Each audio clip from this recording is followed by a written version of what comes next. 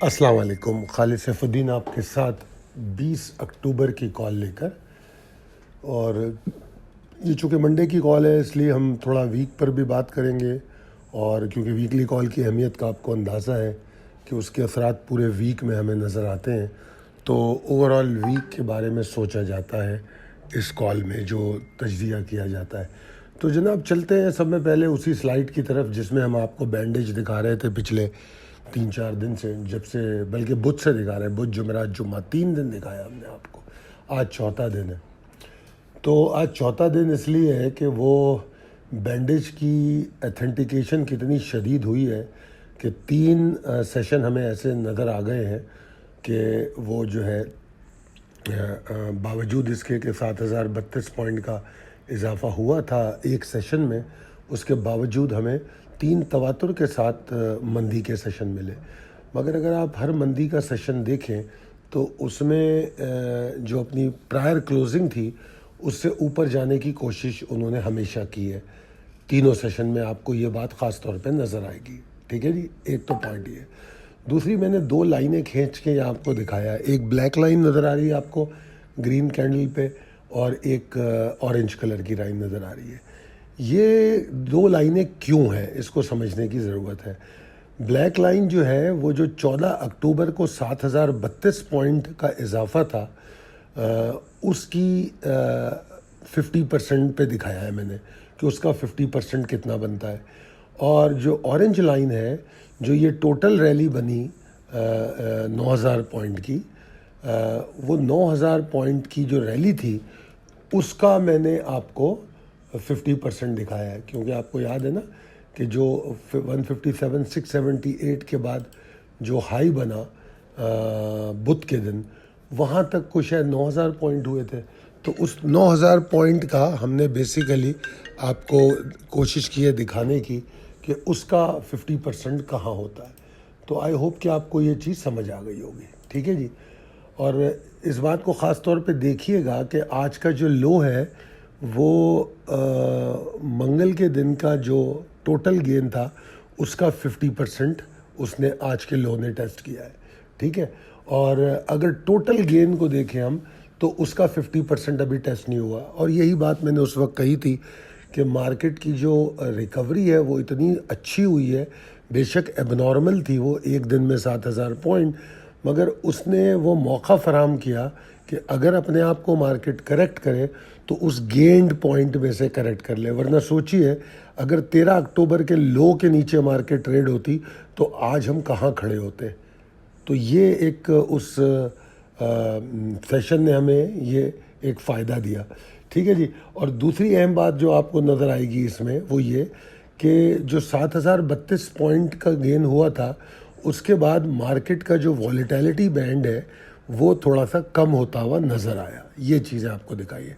अब चलते हैं लास्ट वीक कॉल की 13 अक्टूबर को आपको जो दी गई उसको वो दिखाऊंगा मैं आपको, और वीकली रैपअप चार्ट दिखाऊंगा। तो पहले तो चलते हैं लास्ट वीक कॉल पे, इसको पढ़ लीजिए। इसमें हमने कहा कि इंडेक्स जो है एक मुनासिब एग्जॉर्शन करके हिस्टोरिक हाई से अब वो इस एग्जॉर्शन के साथ एक अटेम्प्ट कर सकता है टेक्निकल रिकवरी की। ये हमने एक उम्मीद बांधी कि ये पॉसिबल है। और फिर हमने एक एरिया बताया 162,390, 161,395 कि ये मेजर सपोर्टिंग जोन है, इसको तोड़ने के बाद रिकवरी मुश्किल हो जाएगी। ये एक बात बताई। ठीक है ना।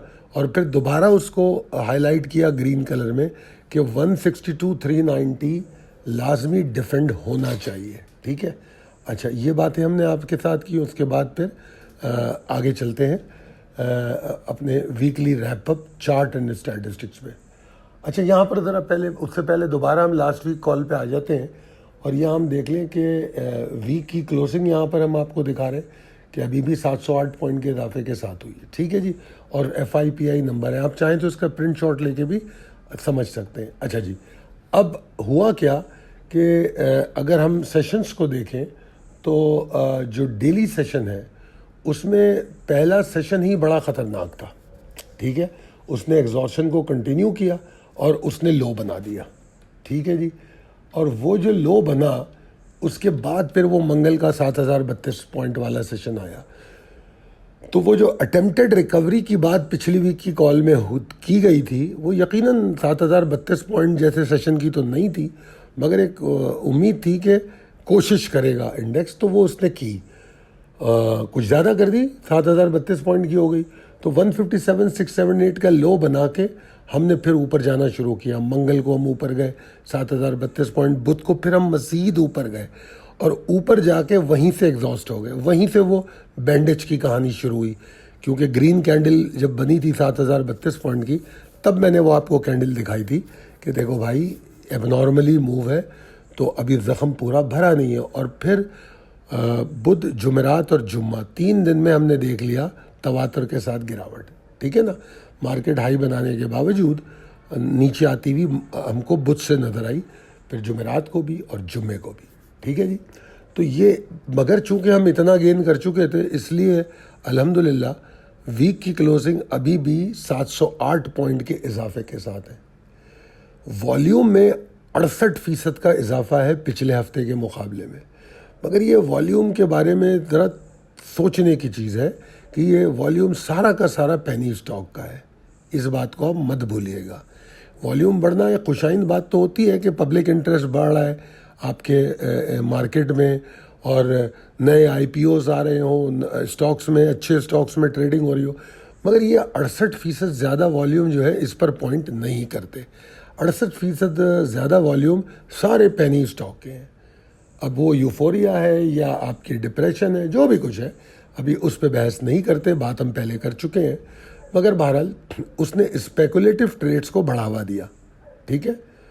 तो अगर हम देखें तो सेशन जो वीक जो क्लोज हुआ वो ग्रीन नंबर्स में हुआ 700 पॉइंट के इजाफे के साथ, मगर जो ओवरऑल वीक की वॉलेटिलिटी है और जो एग्जॉर्शन है वो उसमें झलकती है वीक की क्लोजिंग में।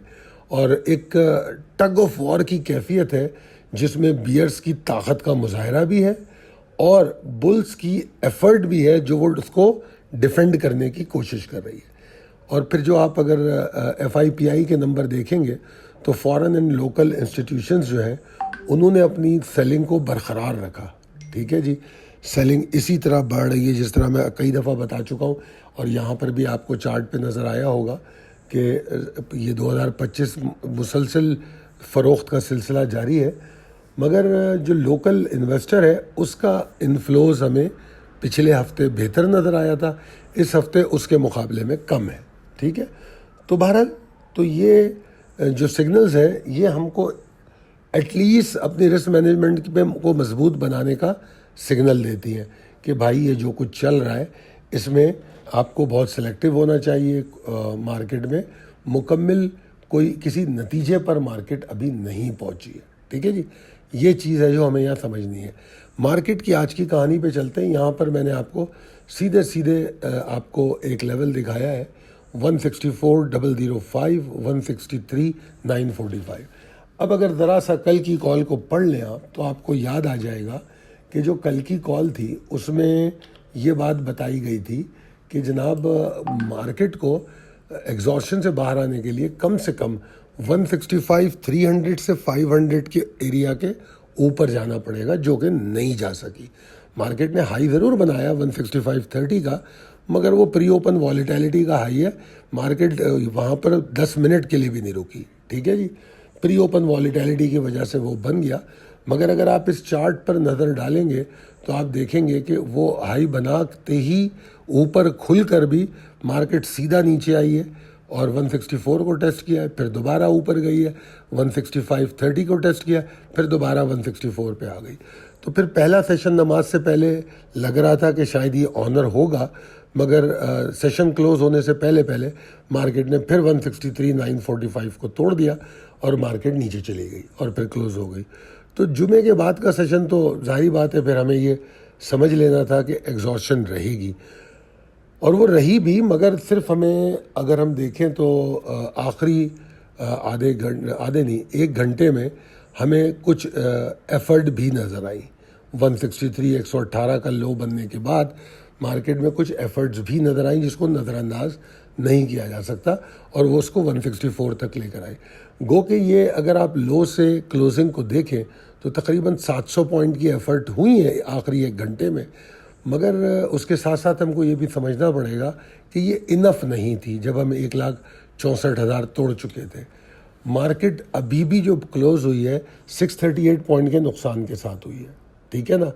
अच्छा, मार्केट 638 पॉइंट का लॉस हुआ और 64% वॉल्यूम कम रहे, जो कि बिल्कुल भी हैरानकुन नहीं है। क्यों नहीं है? क्योंकि कल बहुत वाज़े तौर पे मैंने ये बात कही थी कि भाई जो आज वॉल्यूम देख लिए वो अब देखने को नहीं मिलेंगे कल। क्यों नहीं मिलेंगे? 1 अरब का वॉल्यूम तो सिर्फ कराची इलेक्ट्रिक ले गया था, ये मैंने आपको बताया था।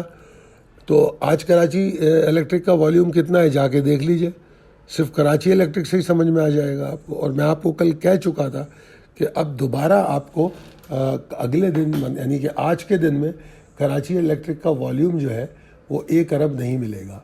अगर आप ऑल शेयर इंडेक्स की बात करें तो हाँ, वहाँ पर हम ये देख सकते हैं कि WTL ने आज भी वॉल्यूम किया। क्यों किया? क्योंकि आज उसके अंदर थोड़ी सी ऊपर की आपको एफर्ट्स भी नज़र आएंगी और उसका वॉल्यूम आज फिर 1 अरब के करीब जाने की कोशिश है। तो ओवरऑल ऑल शेयर के वॉल्यूम में WTL ने काफ़ी हिम्मत बांधी। कराची इलेक्ट्रिक कल 1 अरब से ऊपर था, आज 26 करोड़ पे, ठीक है। और WTL जो है आज 89 करोड़ पर है, तो ये अच्छा खासा वॉल्यूम है। मगर यह समझने की ज़रूरत है कि 2 रुपये 41 पैसे का हाई बना के 2 रुपये 23 पैसे पे क्लोज हुआ है। बेशक पॉजिटिव क्लोजिंग है, मगर ये अच्छी खासी एग्जॉस्शन है, अच्छी खासी एग्जॉस्शन है। क्योंकि 2 रुपये का तो स्टॉक है, तो उसमें ये कितने पैसे बनते हैं? मेरे ख्याल में कमोबेश 7 और 10 18 पैसे की एग्जॉस्शन बनती है। तो 18 पैसे अच्छे खासे होते हैं WTL जैसे स्टॉक के लिए, ठीक है जी। क्योंकि पूरे दिन में ये 8-10 पैसे की मूव बनाता है आम दिनों में, तो 18 पैसे की हाई से एग्जॉस्शन काफ़ी है। अच्छा जी, वापस चलते हैं। तो यहाँ पर मैंने सिर्फ यही बताने की कोशिश की है कि वॉल्यूम का कम होना बिल्कुल भी हैरानकुन नहीं था, ठीक है जी।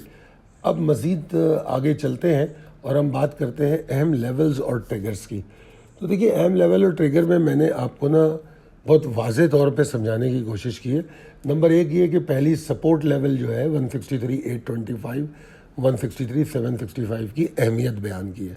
ये इमीडिएट सपोर्ट जोन है, ये बहुत दूर तो नहीं है ना। ये अगर आप मार्केट की क्लोजिंग देखें तो 163,806 की है, यानी कि बिल्कुल क्लोजिंग के पास ही रखी हुई है ये सपोर्ट।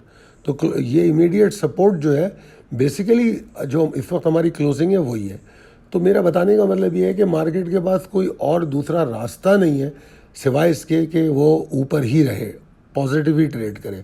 ऊपर खुल तो जाती है प्री ओपन वॉलेटिलिटी में, पॉजिटिव होल्ड भी करे, ये बहुत ज़रूरी है। ऐसा नहीं होता है तो मार्केट में एग्जॉस्शन रहेगी। और फिर वही लेवल जो पिछले हफ्ते बताया था, दोबारा इंडिकेट कर रहा हूँ कि क्रिटिकल बियरिश कन्फर्मेशन जो है, ये बियरिश कन्फर्मेशन को आप इस हवाले से समझिएगा कि मैं बियरिश ट्रेंड की बात नहीं कर रहा, गिरावट की कन्फर्मेशन की बात कर रहा हूँ। तो बियरिश जो कन्फर्मेशन मिल रहा है वो 162, 390 और 225 को तोड़ के मिल रहा है। ये बात आपको समझने की ज़रूरत है। ये वैलिडेट करेगा कि मार्केट जो है दूसरे करेक्शनल फेज में एंटर हो रही है। अब बुलिश या बुल्स के रिवाइवल की क्या उम्मीदें हैं, इसको मैंने 2 स्टेप में बयान किया है कि बुलिश रिवाइवल को किस तरह आप समझेंगे। इस तरह समझेंगे, नंबर 1, मार्केट को 165, 280 के ऊपर रहना चाहिए। सिर्फ हाई नहीं बनाना चाहिए कि 165, 280, 195 के करीब जाके हाई बना दिया प्री ओपन एक्साइटमेंट में, नहीं, नॉट इनफ। इसके ऊपर रुकना चाहिए तो हम इनिशियली रिकवरी के बारे में सोच सकेंगे। और फिर वहाँ से तकरीबन 1700 पॉइंट ऊपर 166,945, उतनी दूर जाके बुल्स का रिवाइवल कंफर्म होगा। तो कंफर्मेशन ऑफ बुलिश मोमेंटम 166,945, ये आपको इसी तरीके से समझना चाहिए जिस तरीके से मैंने समझाया है, तो आपको अगला हफ्ता आपके लिए कारआमद साबित होगा। इंडेक्स में एग्जॉस्शन ज़रूर है, मगर यहाँ मैं एक बात आपको अहम बताऊं, क्योंकि हम लोग जो पोर्टफोलियोज़ डिफरेंट हमारे पास होते हैं और जो हमारे मेंबर्स होते हैं, उनसे जो उनकी राय हमारे पास आती है, उनके नेट इक्विटी पर जो असरअंदाज होती है इंडेक्स की मूवमेंट, हम उसको ज़रूर गेज करते हैं। तो मैं आपको ये हैरानकुन बात बताऊं कि मार्केट गिरने के बावजूद नेट इक्विटी पर फ़र्क ज़्यादा नहीं डाल रही। क्या वजह है इसकी? उसकी वजह सिर्फ स्टॉक्स हैं, सिलेक्शन ऑफ स्टॉक्स, ठीक है ना। उसकी वजह क्या है? आज डबल का वापस आना, डबल जो 2 दिन से रुका हुआ था, BOP, टैली, वेव्स, ये वो तमाम चीज़ें। तो अगर सिलेक्शन ऑफ स्टॉक अच्छा है आपका, तो फिर मार्केट गिर भी रही है जैसे आज गिरी, नेट इक्विटी पे कोई बहुत बड़ा असर नहीं पड़ रहा। और अगर मार्केट में यहाँ से 500-600 पॉइंट की भी रिकवरी हुई तो कौन से स्टॉक बढ़ेंगे? वही स्टॉक बढ़ेंगे ना जो आज ताकत में बंद हुए। सोच लीजिए आप, ये सारी बातें जब मार्केट नीचे गिर रही थी और जो स्टॉक पॉजिटिवली एफर्ट डाल रहे थे वही स्टॉक ज़्यादा ऊपर जाएंगे। तो लिहाजा अगर मार्केट आधा % ऊपर जाएगी तो हो सकता है आपके स्टॉक 2% ऊपर जाए, एन मुमकिन है। तो नेट इक्विटी पे फ़र्क बहुत शदीद पड़ता है अगर आपकी सिलेक्शन अच्छी हो, ठीक है जी। बहरहाल, तो उसमें सिर्फ सिलेक्शन ही नहीं, एग्ज़िट, उसके लिए मैं आपको पहले बता चुका हूँ कि एग्ज़िट पहली स्ट्रेटजी होती है और फिर बेच देने से आप में कॉन्फिडेंस और स्ट्रेंथ आती है। तो जनाब ये थी ओवरऑल सूरत हाल। अगर आप परफॉर्म्ड स्टॉक से निकलेंगे तभी आप तब्दील कर सकेंगे स्टॉक। अब आ जाते हैं ट्रेडिंग फ़िलासफ़ी पे। देखिए, बावजूद वॉलीटैलिटी के, इंस्टीट्यूशनल सेलिंग के, मार्केट ने रेजिलेंस तो शो किया है। अगर आप वही जो ख़ास स्टॉक्स की मैं बात कर रहा था, ठीक है, तो हर फेज़ जो एग्जॉस्शन का होता है उसमें कोई ना कोई नई बात होती है, कोई डिस्कवरी होती है। तो अगर हम स्ट्रेटजीज़ को तब्दील करते रहें और डिसिप्लिन रहें अपने ट्रेडिंग प्लान को बना के, नए plan as per trend and sentiment, तो हम इस मोमेंटम को और शोर को, जो असल मोमेंटम है उन स्टॉक्स का और जो शोर बेकार का मचा हुआ होता है, मंदी तेज़ी, उससे हम बच सकते हैं, ठीक है। और ऐसे हालात में पेशेंस, प्रिसिशन, ये बहुत मैटर करता है, ठीक है ना। और आपकी जो प्रेडिक्शंस होती हैं उससे ज़्यादा मैटर करता है। तो मैं समझता हूँ कि अगर आपने ये सारा कुछ किया है तो आने वाले हफ्ते में आपको इसका फ़ायदा भी होगा और आपको अपॉर्चुनिटीज़ नज़र आएंगी जो एनालिसिस पर ट्रस्ट करते हैं और सेंटिमेंट को समझते हैं, ठीक है जी। अगर सेंटिमेंट को सही गेज करते हैं दौरान मार्केट, अगर आपको लगता है कि ये कॉल आपके लिए फ़ायदेमंद है, कारआमद है, तो अपने दोस्तों और अहबाब में ज़रूर शेयर कीजिएगा और कमेंट करके बताइएगा कि आपको हमारी कॉल कितनी मददगार लगती है। थैंक यू, अल्लाह हाफ़िज़।